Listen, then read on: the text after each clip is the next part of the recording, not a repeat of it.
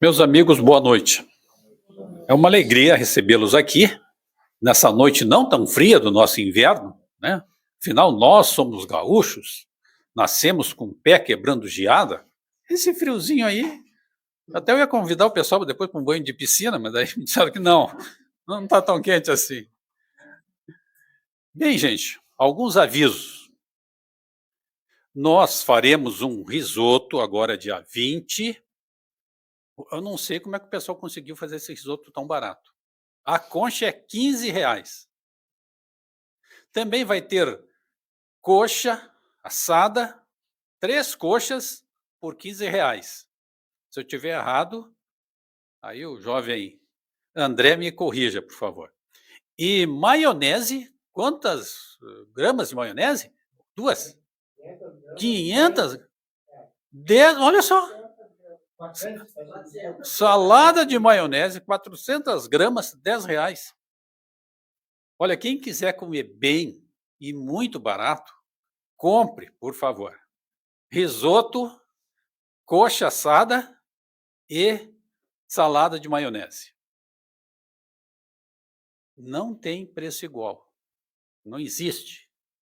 E tudo fluidificado. Tudo fluidificado, viu? Muito boa lembrança. Então, dando continuidade aos nossos trabalhos, vamos solicitar a nossa irmã Ângela fazer a leitura para nós. A leitura do livro Senhor e Mestre, de Carlos Bacelli, irmão José. Jamais te subestimes. Jamais te subestimes em teu valor. Foge de acomodar-te à condição vulgar da maioria que consigo não se importa. Não aceites sem lutar o que te pareça fatalidade.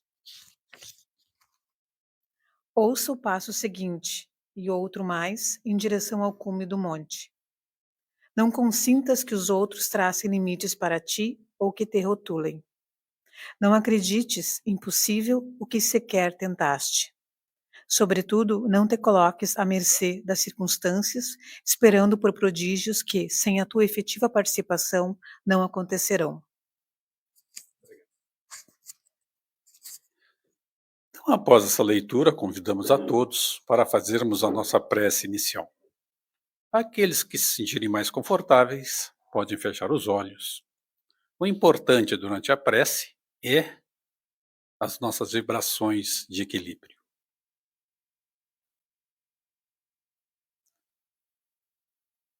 Amado Mestre Jesus, possamos nós, depois de tanto tempo,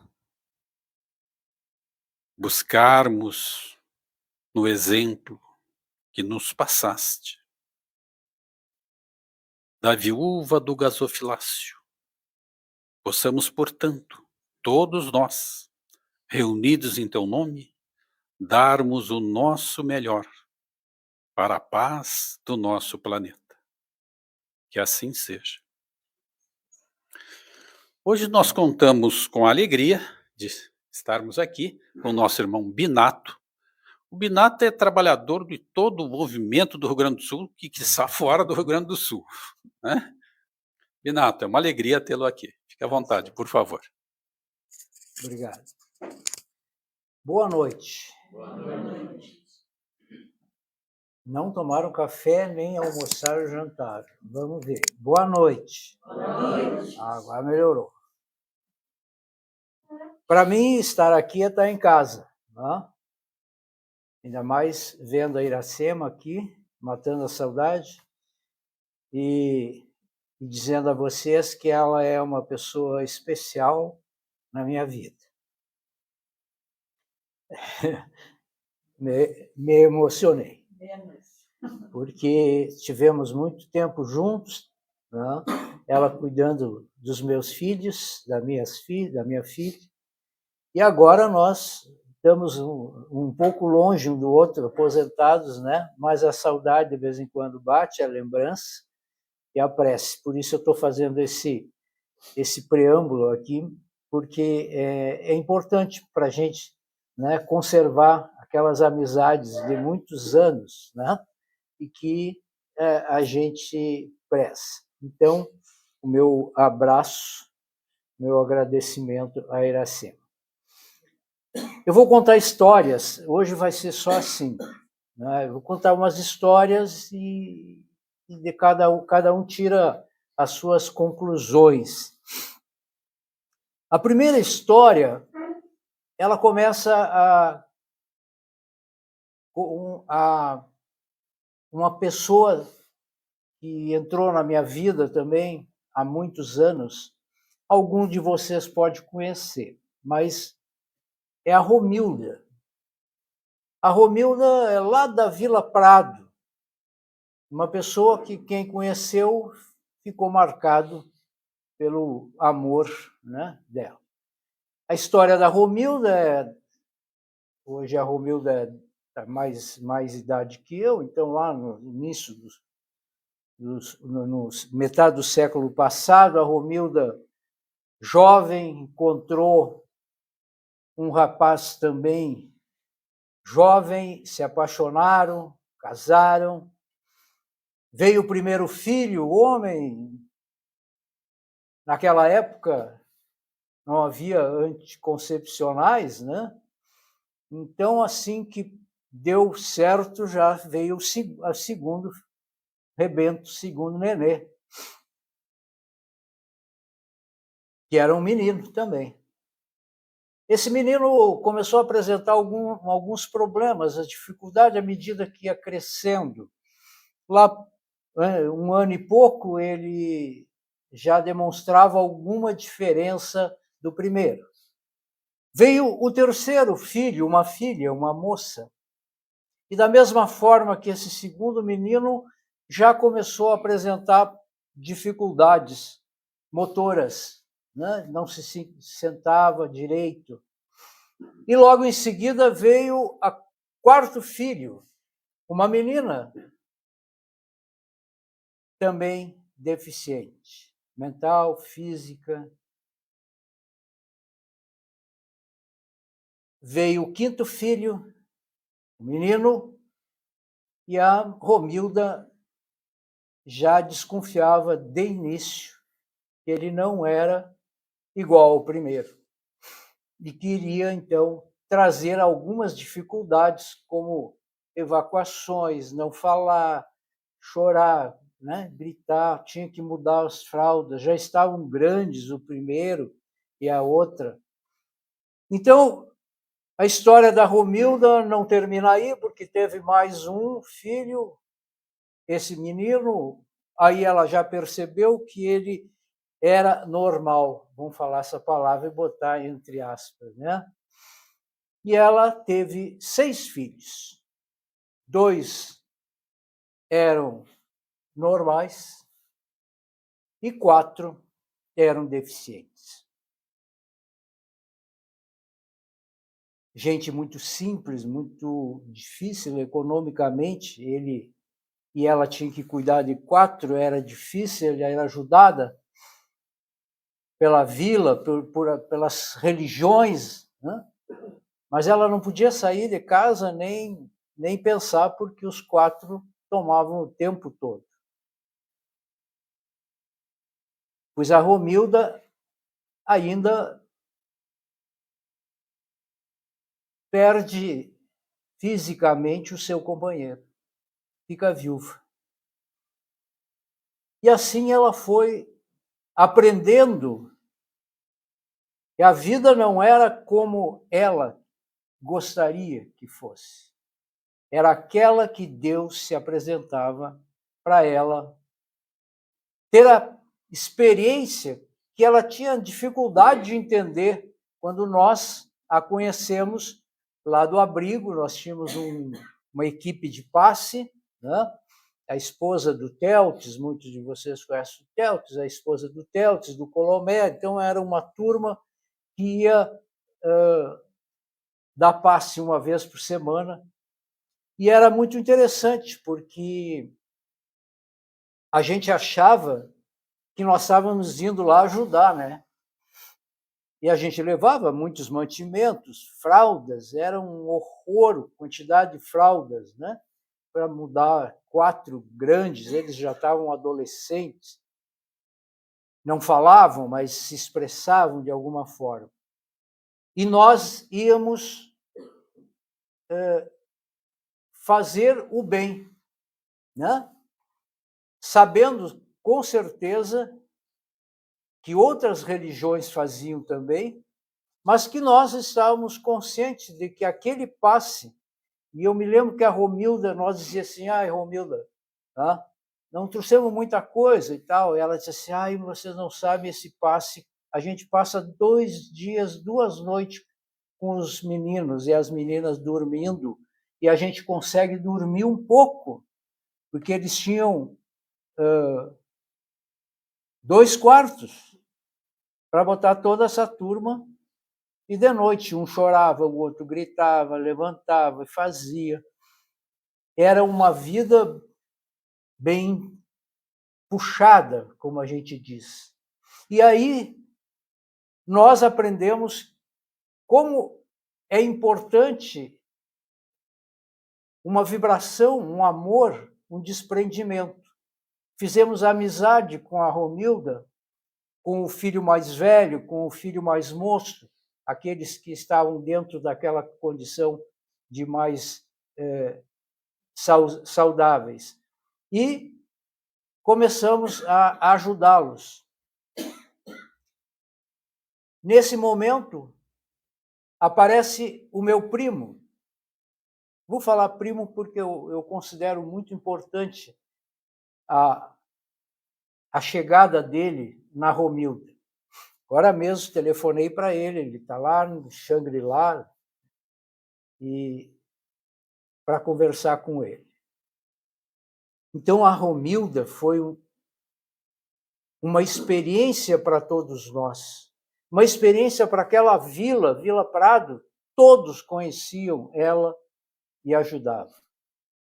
E o Marcos, que ajudou também, inclusive, a fazer uma casa de material, conseguiu, ele tinha economicamente uma situação melhor, ele faz uma casa de material com todas as condições para que aquela família e a Romilda em si pudessem ter um pouco de melhora, né? O lugar para mudar, a banheira, porque a banheira antes era uma banheirinha no chão, para levantar aquelas crianças era um horror. E ele mandou fazer uma banheira alta, que aí só pegava aqui e levava para o lugar de mudar. Né? Fez um quarto, que eu me lembro aqui como se fosse hoje, eram pilhas de fralda, de pano, porque de fralda descartável já nem conseguiam, às vezes. Né? Então tinha que ter as fraldas de pano. Comprou uma máquina de lavar, que foi um sucesso para a Romilda. Né? Então, o Marcos ajudava, porque ele tinha uma experiência interessante. Os nossos filhos, ele tem uma filha que é da idade do meu mais velho, os 2 nasceram, 4 anos depois, eu tive um filho homem, ele teve uma filha menina, e depois, 4 anos depois, se inverteu.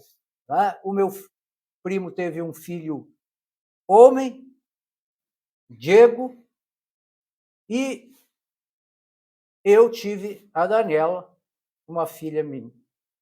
O Diego, nós passamos 1 mês sem entender se ele tinha uma deficiência ou não. Mas à medida em que ele cresce, o Diego, filho deste primo, que ajudou lá na Romilda. O Diego nasceu com uma série de problemas. Eu chamava meu compêndio de medicina, meu livro de medicina. Porque ele veio com os pés tortos, ele veio com problema pulmonar, ele veio com alergia ao leite, ele veio com uma série de dificuldades, né? Também fisicamente ele não caminhava, né? E esse primo, porque tinha as condições econômicas, deu todas as condições possíveis para que ele pudesse, o Diego, ter a melhor condição nessa reencarnação, até porque o meu primo é espírita. Então, tinha uma noção de que aquele espírito que ali estava chegando, né, estava nos trazendo um ensinamento. E esse menino, o Diego, ele foi conquistando as pessoas. Lá no abrigo ele era famoso e conhecido, né, porque ele não falava, as palavras dele, né, ecoavam e ecoam até hoje em nós, né? Dam, dam, dam, ele é assim, ele fazia dam, dam, e olhava para a gente e a gente já sabia o que ele queria ou não. Ele falava de uma forma diferenciada, mas ele era muito amoroso, né? Ele brigava com a gente, se a gente não colocasse o disco que ele queria, ele ficava e batia assim no chão, né? Aí a gente botava o disco e ele dam, dam, dam, né? Ficava faceiro. Formas da gente se comunicar com os espíritos, né? Tem várias formas. A Romilda tinha 4 para se comunicar, né, de formas diferenciadas. O meu primo tinha o Diego, e nós que convivíamos lá. Então, esse menino, ele abriu um campo emocional dentro da nossa família. Mesmo nós espíritas, sabendo que ali estava um espírito precisando de ajuda no sentido físico, mas principalmente vibracional, emocional, espiritual. E também dávamos todas as condições, era passe, era água fluídica, a mãe dele era dedicadíssima, né, para ele. E ele, logicamente, desencarnou com 18 anos, sempre com aqueles problemas de alguma forma, mas avisado pelos espíritos amigos, né, que ele estava chegando a mais até. Ele deveria viver menos, mas por amor, né, por um acréscimo da espiritualidade maior, ele ficou um tempo mais. Então, esse Diego, ele nos trouxe, acima de tudo, a necessidade de olharmos para alguém, né? E muitos de vocês têm na família dificuldades dessa ordem, de todas as dificuldades que a gente sabe, e aí nós fomos aprendendo com ele. E esse momento é um momento que a gente precisa ter o cuidado para entender o que cada um de nós veio fazer aqui. Qual é a missão nossa? Porque a gente, às vezes, pensa que a missão nossa é fazer uma grande coisa. E, às vezes, são pequenas tarefas, são pequenas emoções, são pequenas experiências. Dentro de uma família, às vezes, o exercício do silêncio é mais importante do que salvar a humanidade toda, que a gente não vai conseguir. Então, é nesse momento que a gente vai aprendendo que as pequenas coisas são tão importantes quanto as grandes, sim, mas elas fazem, como esses tijolos que estão sendo usados aqui, né? Lá debaixo, um por um, para cima, para construir aquele alicerce. Então, cada ato nosso, cada movimento que a gente faz em benefício dessas pessoas, de todas as pessoas, né? Mas eu estou falando essas histórias para a gente poder entender esse momento tão bonito que eu vivenciei, né? Agora, eu tenho uma história, vocês já viram que eu gosto de contar história, né? Eu brinco sempre, o Divaldo conta, né? E o Raul Teixeira, eu vou contar a última, então. Não? Essa história se passa na França, em Paris, há 200 e poucos anos atrás. Um médico que se especializou em psiquiatria, cujo nome muitos de vocês já ouviram falar, mas não se antenaram. Muitas vezes eu fui criado quando um diz assim, o fulano está Pinel. O fulano está Pinel, tá? Enlouqueceu, né? O fulano está Pinel. Pois esse Pinel é o sobrenome do Philippe Pinel, um psiquiatra de Paris, lá em 1745 ele nasceu, mas nessa até 1400, eu disse 1700, aliás, perdão, 1700. Ele começou a estudar psiquiatria. Agora, eu queria que vocês entendessem que nessa época não havia Lexotan, não havia remedinho para isso, para aquilo, eram trancados, os loucos, né? Eram trancados em masmorras, em calabouços, presos alguns, porque enlouquecidos eles matavam, não tinha remédio, o eletrochoque estava começando a acontecer. E esse esse Pinel, vamos falar assim, que para mim é melhor. Eu não sei francês, então, se não falando Felipe, né? Philippe, Pinel, blá, blá, blá, eu não entendo. Né? Pinel. O Pinel começou a olhar aqueles doentes que ele visitava e começou a perceber que eles tinham, como médico e como porque era um hospital de uma universidade de Paris, Hospital Saint-Pierre, não sei o quê, você não se preocupe com... É um hospital daquela época, onde tinha esses lugares para os loucos, uns bem mais loucos, outros menos, mas muitos extremamente problemáticos a ponto de estarem dentro de uma masmorra preso por correntes. E ele resolve, começa a fazer um trabalho, levou muitos anos, mostrando a si mesmo, mas principalmente aos trabalhadores da saúde daquela universidade, que dava para atender, tratar aqueles loucos de uma forma diferente. Ele começou uma mudança extremamente difícil, mas hoje eu fui lá no Google, né? Todos nós demos uma chegadinha no Google, né? Fui no Google, botei o Pinel lá, né? Aí tu vai recordar alguma coisa, né? Naquela época, nós tínhamos uma dificuldade enorme de tratar, porque não tinha tratamento. E as pessoas da área de saúde normalmente rejeitavam o louco. E aqui eram colocados embaixo de tudo que é loucura, psicóticos, esquizofrênicos, né? Todos aqueles diagnósticos que hoje nós temos, eles não tinham lá. E o Pinel, ele disse, eu vou aprender com eles. E toda a psiquiatria moderna de agora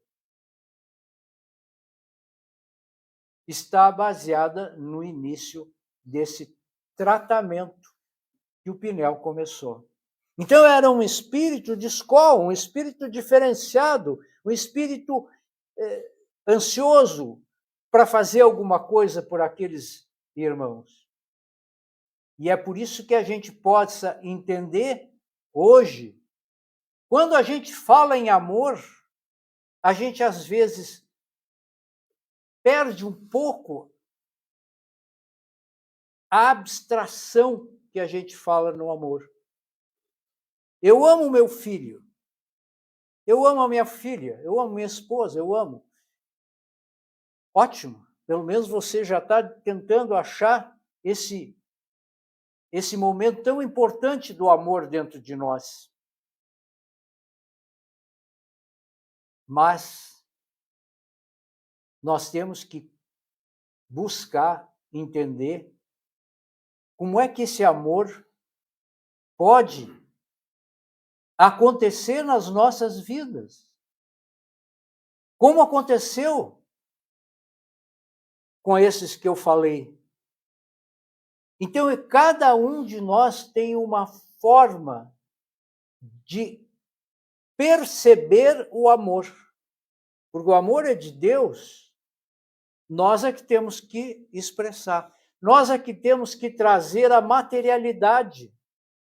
Estas paredes que aqui estão se transformando, elas estão amorosamente colocadas ali. Todas as nossas matérias estão impregnados de amor que nós podemos colocar. Se eu começo a não acreditar, se eu começo a reclamar, que não é o caso de vocês aqui, né? Eu estou aqui falando do outro pessoal lá, né? Reclamar nem pensar, né?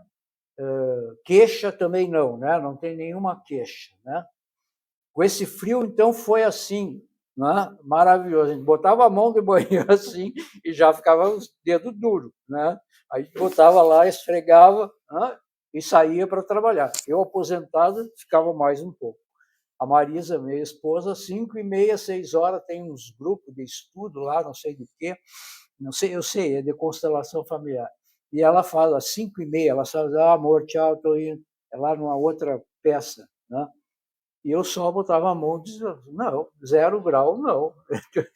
E depois, velho, quando pega pneumonia, morre, né? Então não vou eu facilitar muito, que a espiritualidade, às vezes, está deixando para nós. Vamos brincar um pouco. Vamos lá. Então, nós temos que cuidar de materializar o amor. Eu amo meu filho, ótimo. Ele gosta de chocolate, tem um dinheiro sobrando, compra um chocolate para ele. Ele vai ficar entendendo o que é o amor, né? Ajudar ele numa coisa, a esposa. Não é o caso de vocês aqui, né? A maioria dos homens aqui varrem a casa, fazem comida, né? Lavam a roupa, fazem tudo. Então, eu estou falando não é para vocês. Ó. Então, nós precisamos materializar o amor. Aprender. Começa agora. Mas eu estou com 76. Faço 77 esse mês. Dia 31 de julho. Último dia desse mês. 77. Guri novo ainda, né? Com Parkinson. Quem conhece Parkinson sabe o que é o Parkinson, né? Aquela turma do treme-treme, né? Confusão mental, caminha diferente. Agora mesmo ali no escuro, assim, na rua, não é fácil para o parkinsoniano. O parkinsoniano tem que ir, senão ele cai. Né? Então, por que eu estou falando isso? Porque o amor, nós temos que entender essa parte tão simples e, ao mesmo tempo, tão complexa, difícil, que a gente acha que não funciona. Porque o outro está agredindo, porque o outro não me entendeu. E a gente, às vezes, deixa de produzir o amor que Jesus nos ensinou e que Deus quer. Então, para encerrar e fechando essa fala, essa conversa que eu tive com vocês, eu vou voltar lá para o Diego. O Diego, nós tivemos o meu primo teve uma oportunidade de levar o filho a Porto Alegre, com o Dr. Lacerda, na época reencarnado, ou agora está desencarnado, e que tinha um trabalho com excepcionais de regressão. Era um trabalho espírita, mediúnico, né? Inclusive tem livro dele. E ele levou esse filho lá, e lá se apresentaram, quem é médium sabe como é que é uma mesa mediúnica, onde havia uma história. E a história, eu vou resumir, é de que ele, na última reencarnação, o Diego, era um nobre russo, vivia na Rússia. E ele era de uma família de nobres, e nasce na família um neto dele excepcional. E ele não aceitou aquela situação. Levou o neto para umas florestas de gelo e lá deixou. Quando ele desencarna, o nobre, ele vê o que ele fez e solicita uma reencarnação que ele pudesse vir como neto, como um excepcional, para resgatar aquele momento que ele perdeu de amar o seu neto. Lógico que nós fomos lá para essa sessão mediúnica, porque o Diego, desde que nasceu, durante um ano, ele gritava, berrava, olhava, e aí se apresentou o neto, que foi encontrar ele no interior do Rio Grande do Sul, por telepatia, telemental, e começou a obsediar o nobre, que era agora o Diego. Então, nós entendemos toda uma situação para que nós pudéssemos até poder fazer a desobsessão, o esclarecimento para esse espírito. E o Diego, a mãe muito preocupada, a mãe dele, meu primo, eu, todos nós, e um dia estou eu sentado na mesa mediúnica, Teltes do outro lado, eu aqui, todos os médiuns, o meu primo aqui, e eu me concentro, e de repente eu enxergo, sentado no colo, e o Diego dormindo em casa. E ele sentado no colo do meu primo, me olhando, eu de olho fechado, meu primo também, e o Diego ali dando aquelas risadas e dizendo dam, dam, dam, como quem diz sou eu mesmo, né? E sorrindo. E ele disse assim, diga para minha mãe não se preocupar com o meu corpo. Eu tenho o corpo que eu preciso, mas o principal, eu tenho o amor dessa família. E nesse momento ele dá um pulo e faz uma cambalhota no ar e cai no meu colo. E olha para mim e diz, dan, dan, dan. E volta. Numa cambalhota, cai no colo do meu primo. E ali ficou, nessa frase, para mim, muito importante. Não deem tanta importância ao meu corpo. Porque o que eu preciso, eu tenho. É amor. A Romilda, de alguma forma, nos ensinou todas as vezes que a gente foi lá. Muito obrigado pela matéria que vocês me dão, pela comida, por tudo aquilo que é necessário para essa vida. Mas o que eu quero agradecer, ela disse um dia, é esse amor que vocês têm pela minha família, por mim, que eu nunca mais vou esquecer. Então, é esse momento que aparece, então, o amor sem maiores cobranças, assim como o nosso Pinel, lembro do psiquiatra, o Pinel? Ele um dia chegou na universidade, no hospital, era um domingo de tarde, de sol bonito, ele vai lá e pede para o guarda abrir um dos calabouços. O guarda disse, não, que é isso? Não posso. Estou te ordenando, sob minha responsabilidade. E retira dos calabouços 8, mais ou menos, 8 loucos, que ele, logicamente, considerava melhores, e libera aqueles outros, uns inclusive com correntes tirou. E esses loucos gritavam, se atiravam no chão, porque o dia estava lindíssimo, a relva também, e eles estavam conseguindo caminhar, caíam, porque não tinham movimento dentro daquelas masmorras. E ele, feliz da vida, o coitado do guarda, sem saber, eu vou ser expulso, né? E eles, não te preocupa.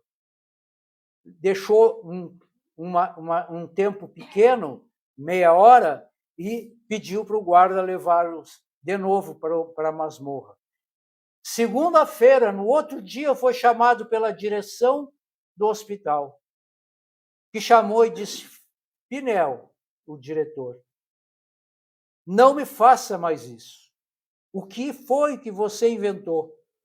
Eu disse, e aí Pinel disse: eu não inventei, eu apenas estou fazendo com que eles tomem um remédio que é muito fácil de ter e que eu tenho. Porque eles precisam que nós os amemos.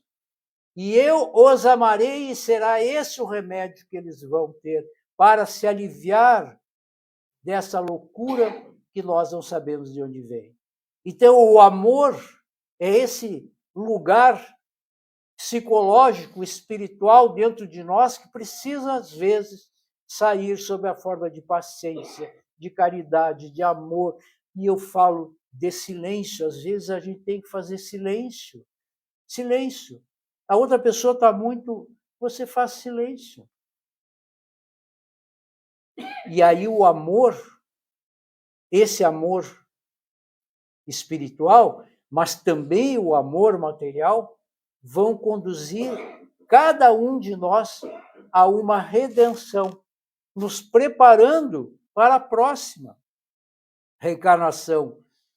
Já nessa vamos receber de volta essas ações, mas a gente também tem que plantar para quando nós voltarmos, né, a gente tenha um Pinel, uma Romilda, um Diego, para nos dizer que o amor é mais importante.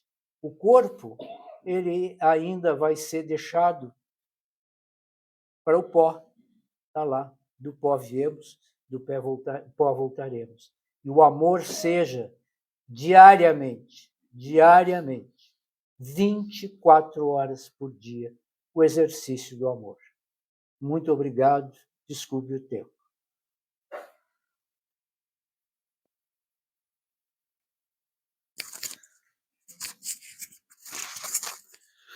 Nós que agradecemos ao jovem Binato.